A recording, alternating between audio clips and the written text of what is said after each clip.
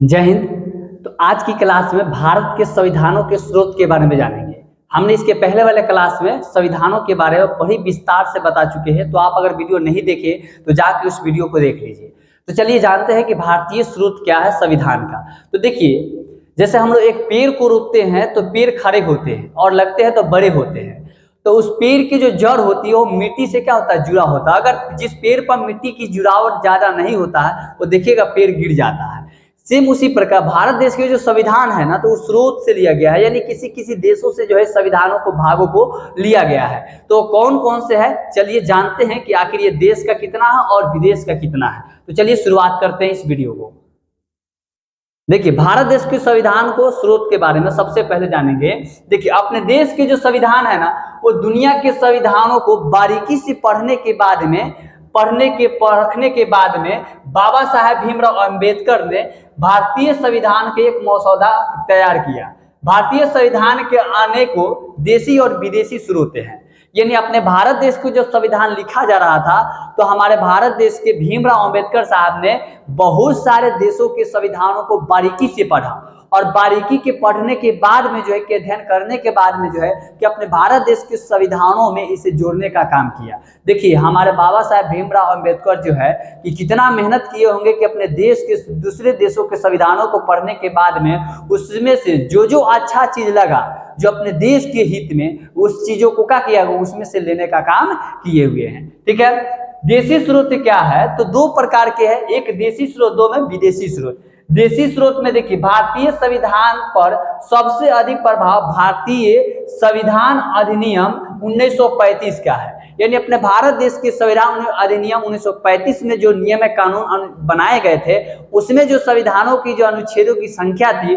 वो 395 अनुच्छेद थी। और इसी 395 अनुच्छेदों में से आज के जो वर्तमान जो संविधान है उसका जो उसमें से जो स्रोत है वो 250 अनुच्छेद जो है कि इसी पहले वाले संविधान से लिया गया है, जो 1935 के अधिनियम के तहत जो 395 अनुच्छेद था उसमें से जो संविधान का स्रोत है वो 250 है। अब समझ सकते हैं कि 250 वो उसमें से क्या किया गया, ले लिया गया। ठीक है, तो अब 1935 अधिनियम के तहत जो हमारी संविधान बनी थी, जो कानून थे, जो सरकार चला रही थी, ठीक है ना, जो ब्रिटिश सरकार चला रहे थे, जिसमें वो नियम और कानून बनाए थे, उसमें से 395 में से 250 अनुसूची जो है, अनुच्छेद जो है कि लिया गया था। विदेशी स्रोत से क्या क्या लिया गया, देखिए विदेशी स्रोत से कौन कौन देशों से लिया गया, America, Britain, Australia, Ireland, Germany, Canada, दक्षिणी अफ्रीका और रूस और जापानों से जो है कि उसके वहां के संविधानों में से कुछ भागों को जो है कि लिया गया है। अब भारतीय संविधान के स्रोत, तो सबसे पहले विदेशी स्रोत में ब्रिटेन आता है। देखिए, ब्रिटेन से हम लोग जो है ना संसदीय प्रणाली लेने का काम करते हैं। किस चीज का लेने का काम करते हैं, संसदीय प्रणाली। यानी हम भारत देश के जो संविधान की जो प्रणालियां है वो कहां से लिए हुए हैं जी, ब्रिटेन से लिए हुए हैं। ठीक है, उसके बाद एकल नागरिकता हम लोग ब्रिटेन से ही लिए हैं। तो एकल नागरिकता क्या होता है, सबसे पहले समझिए। देखिए, अगर हम भारत देश में रह रहे हैं तो भारत देश के 29 राज्य हैं, 28 राज्य है और केंद्र शासित प्रदेश भी है। तो हम लोग क्या करते हैं, अगर हम बिहार के निवासी है तो बिहार का भी हमें क्या नागरिकता लेना पड़ेगा और अपने देश का भी नागरिकता लेना पड़ेगा, जबकि हमारे भारत देश में ऐसा नहीं है। लेकिन जम्मू कश्मीर में ऐसा नियम था, क्योंकि आप जम्मू कश्मीर के अगर निवासी है तो जम्मू कश्मीर के भी आपको क्या नागरिकता लेना पड़ेगा और भारत देश की भी नागरिकता लेना पड़ेगा। ये एकल नागरिकता नहीं हो, द्वि नागरिकता हो गया। तो हमारी एकल नागरिकता में क्या है कि सिर्फ आप एक देश की निवासी है तो एक देश का ही नागरिकता लेना पड़ेगा। लेकिन जम्मू कश्मीर इस नियम को हट गया, कब, जब 370 धाराएं हटी तो वो भी नियम का हो गई, समाप्त हो गई। तो हम जो है कि अब मूल रूप से भारत देश के नागरिक होंगे।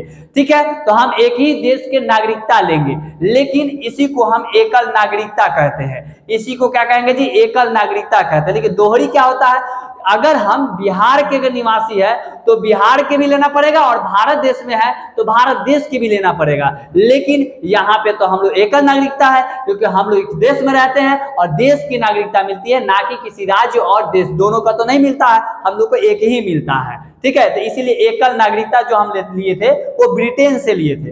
और विधि निर्माण प्रक्रिया, यानी हम लोग विधि जो नियम कानून जो बनाते हैं वो इससे ही लिए गए हैं, यानी ब्रिटेन से ही लिए गए। आप भी जानते हैं नियम कानून बनाने का जो उद्देश्य वो संसदीय प्रणालियों में क्या किया है, संसद जो है कि लोग उसे बनाते हैं और विधानसभा में इसे पेश करते हैं। ठीक है, अब आता है संयुक्त राज्य अमेरिका से। तो संयुक्त राज्य अमेरिका से जो है हम लोग क्या लेने का काम किए, तो मौलिक अधिकार। संयुक्त राज्य अमेरिका से क्या लिए, मौलिक अधिकार। आप भी जानते हैं कि संयुक्त राज्य अमेरिका बहुत शक्तिशाली था। देख रहे हैं ट्रंप हुआ कितना बदमाशी कर रहा है, वो सोच रहा है कि हमारे जैसा कोई है ही नहीं, जो है कि रोज के रोज देख रहे हैं उसका नया नया ड्रामा चल रहा है, वो कैसे जीत गया पता नहीं चल रहा है। ट्रंप उसका नाम कैसा रख दिया लोग समझ में नहीं आता है। तो मौलिक अधिकार जो है हम लोग क्या कहें, संयुक्त राज्य अमेरिका से लिए। उसका निर्वाचित राष्ट्रपति यानी सब जो शक्तियां है, ये सारी शक्तियां हम लोग कहां से लेने का काम किए, तो संयुक्त राज्य अमेरिका से लेने का काम किए। निर्वाचित राष्ट्रपति ये भी क्या चीज, संयुक्त अमेरिका से लिए।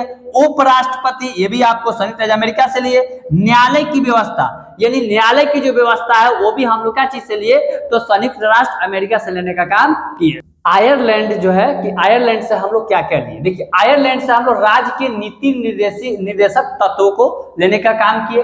राज्यसभा में राष्ट्रपति द्वारा सदस्यों के नामांकन, यानी राष्ट्रपति द्वारा राज्यसभा में राष्ट्रपति के द्वारा जो सदस्यों की जो संख्या है वो 12 है। और ये जो है कि अपने देश में जो अच्छे काम करते हैं, वो शिक्षा के क्षेत्र हो या खेलकूद के क्षेत्र हो या संस्कृति के क्षेत्र में हो, उन्हें जो है कि राष्ट्रपतियों के द्वारा जो है किसे ऐसी चुना जाता है। तो राष्ट्रपति कितने संख्या है इसकी जी, 12 संख्या है। तो आयरलैंड के द्वारा हम लोग राज्य के नीति निर्देशक जो तत्व होते हैं वो आयरलैंड से लिए, और राज्यसभा के राष्ट्रपति द्वारा जो सदस्यों की जो नामांकन होती है उसमें हम क्या आयरलैंड से लिए हुए हैं। अब आता है जर्मनी। देखिए जर्मनी से आपातकाल लिए हुए हैं। जर्मनी से हम लोग क्या किए, आपातकाल लिए। ठीक है, जर्मनी से क्या लीजिए, आपातकाल। आपातकाल के कहने का अर्थ जैसे हमारे देश में अगर कोई चीज हो जाता है तो हम लोग आपातकाल लगा देते हैं। क्या लगा देते हैं जी, आपातकाल लगा देते हैं। ये इसके नियम कानून कहां से लिए हुए जी, जर्मनी से लिए हुए हैं। उसके बाद जापान से हम लोग क्या, देखिए जापान से जो हम लोग लिए हुए हैं वो विधि द्वारा स्थापित प्रक्रिया लिए हैं। क्या चलिए है जी जापान के द्वारा,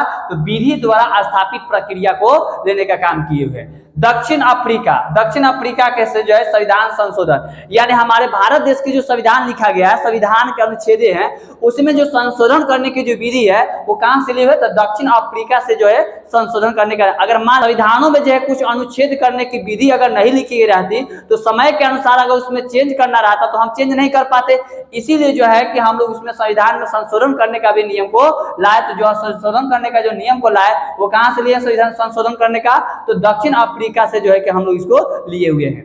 अब आता है ऑस्ट्रेलिया से। तो ऑस्ट्रेलिया से जो लेने का काम किया हम समवर्ती सूची का विभाजन लिए हुए हैं। यानी समवर्ती सूची का जो विभाजन है वो कहां से लिए हुए जी, ऑस्ट्रेलिया का। और समवर्ती सूची क्या होता है तो इसके जानिए। इसमें लिखे हुए जिन्हें राज्य और केंद्र द्वारा दोनों ही कानून बना सकते हैं। यानी कहने का अर्थ क्या है कि इसमें राज्य भी कानून बना सकता है और देश भी कानून बना सकते हैं। जैसे हमारे भारत जो है कि देश हो गया तो देश अपनी एक कानून अलग बनाएगी, और जैसे हमारा तो उत्तर प्रदेश हो गया तो उत्तर प्रदेश राज्य जो है कि अपनी कानून एक अलग बनाए। जैसे शिक्षा डिपार्टमेंट से तो शिक्षा जो है मानते हैं कि शिक्षा वाले जो भी केंद्र सरकार वो अपना एक नियम अलग लगा रहे हैं, और बिहार सरकार जो है कि और यूपी सरकार जो है, झारखंड सरकार जो है कि वो अपना एक अलग नियम बना रहे हैं, एक अलग नियम रख रहे हैं। तो यहाँ पे दोनों का नियम है कि दोनों अपना नियम बना सकते हैं। तो ये कहां से लिया गया, ऑस्ट्रेलिया से लिया गया है। ठीक है, उसके बाद रूस जो है, रूस से हम लोग मौलिक कर्तव्य के बारे में जो है कि लिए हैं। मौलिक कर्तव्य कहां से लिए, तो रूस से लिए गए हैं। कहां से लिए जी, रूस से लिए गए हैं।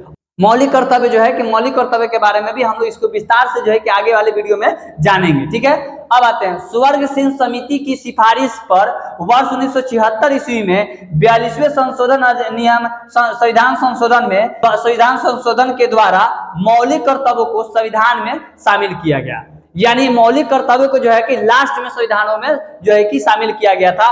तो ये किसके नियम, स्वर्ग सिंह समिति के सिफारिश पर जो है 1976 में 42वें संशोधन के तहत जो है कि अपने मौलिक कर्तव्यों को संविधान में क्या किया गया, शामिल कर लिया गया था। ठीक है,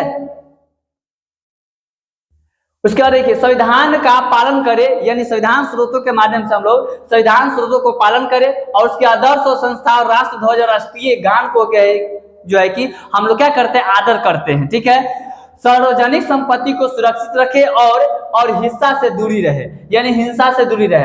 अपने जो सार्वजनिक संपत्ति है उस संपत्ति को क्या करे, हमेशा सुरक्षित रखे और हिंसा से हमेशा क्या करे, दूरी बनाकर रखे। भारत के संप्रभुता, एकता और अखंडता की रक्षा करे तथा इसे अशून्य भी रहे।